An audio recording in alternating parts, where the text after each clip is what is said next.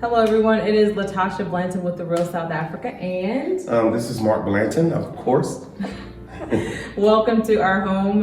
Thanks so much for subscribing to our YouTube channel and watching our videos. We thoroughly enjoy all the feedback that you guys are giving us. Some of the things that we've been getting a lot lately is on the topic of security and safety. So today we're just going to go over just a couple of general things that we've been giving out as answers when it comes to safety and security. One of the questions that I get most often as a female is, am I safe as a female? I am safe as a female. I'm also married, but I do go out into the city and into Johannesburg, since you're in the country, alone, and I'm just as safe as I was when I was traveling alone in the US. So I feel safe here. Nothing's ever happened to me here. I'm not saying that things don't happen, but overall, I would say Johannesburg is a pretty safe place. Yeah, I would say, we do get that question, and it's a great question.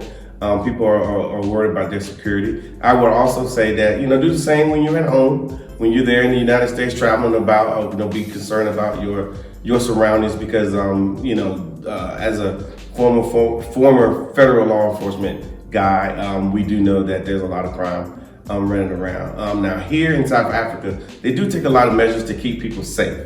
Especially the tourists. People come here on tourist visas, because you guys, again, are not aware that they have all the same levels of law enforcement that they have in the United States. You have your local law enforcement, then you have your state level law enforcement, and then of course you have your federal guys as well. The federal guys are what we call South African Police Services. Those are guys you see all the time. They're wearing blue uniforms, and they're everywhere. They know where the tourists go. They know where to patrol and things along that line. So they pretty much keep us as safe as possible, or as safe as humanly possible, which is two different things. So we feel comfortable when we do bring you here as a tourist, just so you can roam free. We'll say, hey, why don't you go ahead and go over there? Keep in mind that there's police everywhere. And then another component here in South Africa, which is a large component, is all the security services and teams. Now, the reason I bring these guys up, because they make up a large portion of the security here in South Africa. They are private firms. They train them. They get trained, and then they get issued a number, so they're recognized as security throughout the area. So in short, you are very, very, very safe. And also too, keep in mind that a lot of the hotels have their own security. A lot of the bigger venues and the say malls would have their own security. So you should feel safe. And then the good part about it is, as an African American, you won't stick out at all. Yeah. They would just think that you were just one of the other Xhosa or Zulu people here in South Africa. So that's the best thing I can do or my best answer. My subordinate answer to that is this. You do get a lot of reports, out of Africa saying that, hey, there's some security issues. I will tell you this: the Western media is also embedded with the media here in South Africa. What does that mean to you?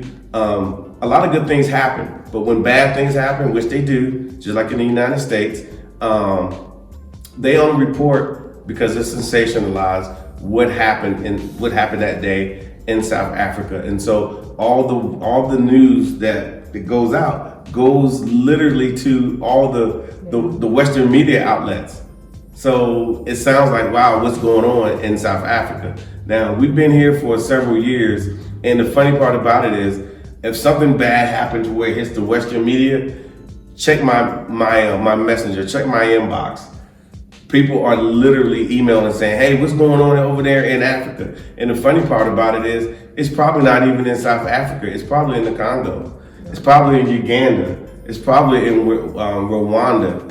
It's probably somewhere that's roughly 5,000 miles away, but it's Africa, so it must have happened in all of Africa. Africa's a big place, I will tell you that. And with 1.3 billion people it's difficult to say that they don't have any crime, but they really go the extra mile to make sure that we're all safe, just like they're doing right now with the coronavirus. They're actually locking down countries, closing borders, stocking up, issuing orders to wear masks that people actually follow, and the virus or the death count is down, and it stays down.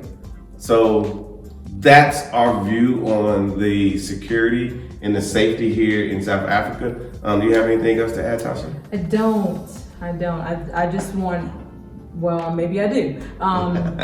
Just when it comes to, feeling safe, I know that there are a lot of single female travelers, and that's usually the majority of the questions that I get. And if you do travel with us, you are extremely safe.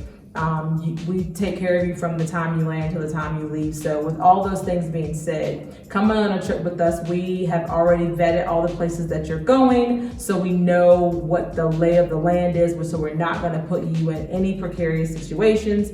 So you are safe when you travel with The Real South Africa.